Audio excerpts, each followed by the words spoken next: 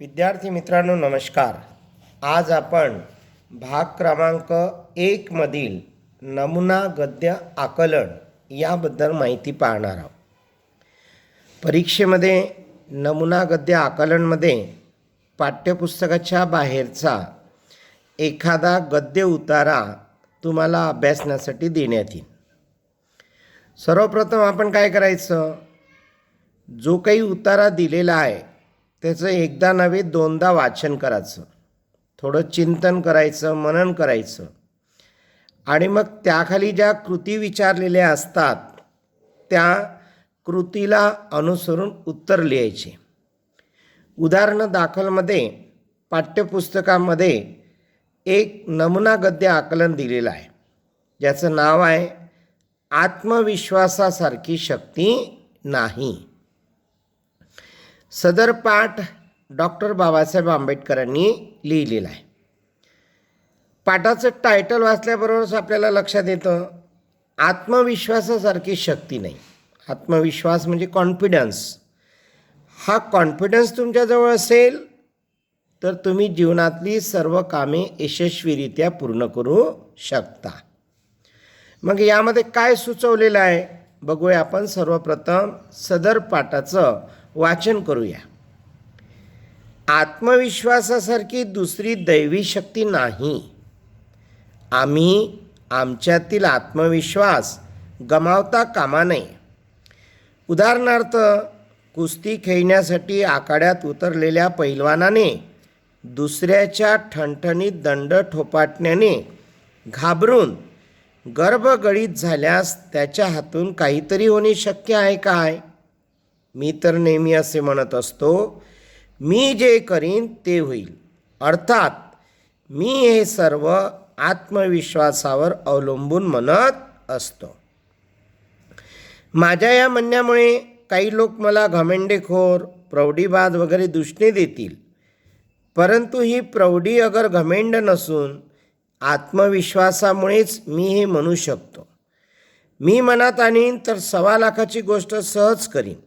गरिबीच्या दृष्टीने विचार करता आजच्या गरिबातील गरीब विद्यार्थ्यांपेक्षा माझी त्यावेळी मोठी चांगली सोय अगर मला इतर अनुकूलता होती असे नाही.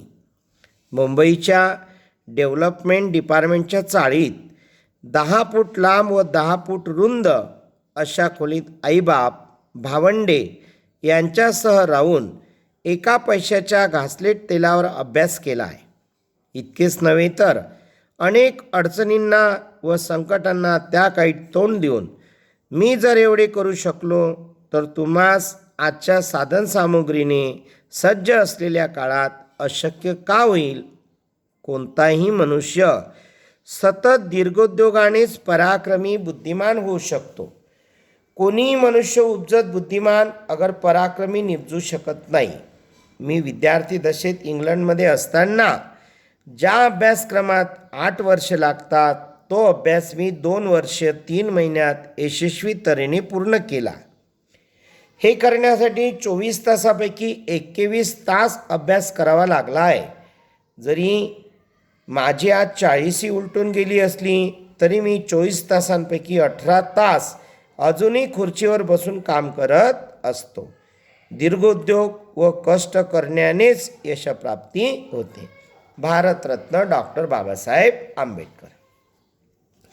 विद्यार्थी मित्रांनो, आपण या गद्यपाठाचं वाचन केलं.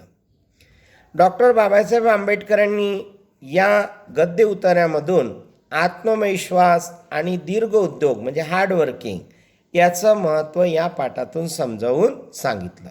आता प्रश्नोत्तर रूपाने कृती काय विचारल्यात ते बघूया आपण. कृती क्रमांक 1 अ. डॉक्टर बाबासाहेब आंबेडकर यांचे या उतार्यातून जाणवणारे गुण. 2 गुण तुम्हाला लिहायचे. भरपूर सारे गुण या उतार्यामधून आपण वाचल्यानंतर आपल्याला लक्षात आले.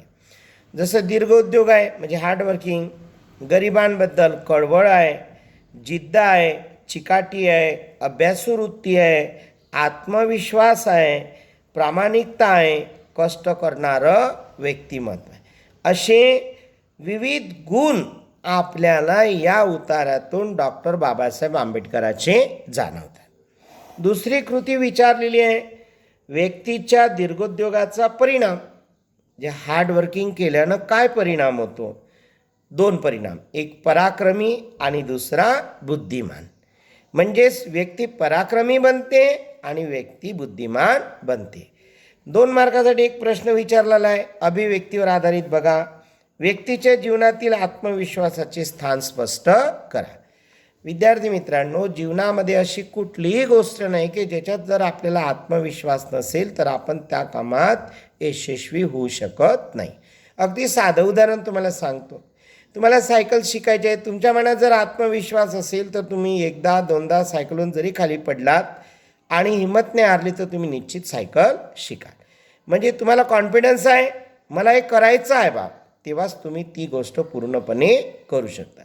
छोट्या छोट्या गोष्टी डॉक्टर बाबासाहेब आंबेडकरांनी अभ्यासाच्या बाबतीमध्ये याच्यामध्ये सांगितला की 8 वर्षाचा अभ्यासक्रम मी किती दिवसात पूर्ण केला, आज माझी वयाची 40 वर्षे पूर्ण झाली, मी किती तास अभ्यास करतो, आदी बाबींवर प्रकाश टाकून तुम्हाला आपल्या जीवनामध्ये आत्मविश्वासाचं स्थान किती महत्त्वपूर्ण आहे हे यामध्ये लिहायचं आहे. सर्वप्रथम या पाठाचं वाचन करा आणि त्यानंतर त्याखाली दिलेल्या प्रश्नांची उत्तरे लिहा. धन्यवाद.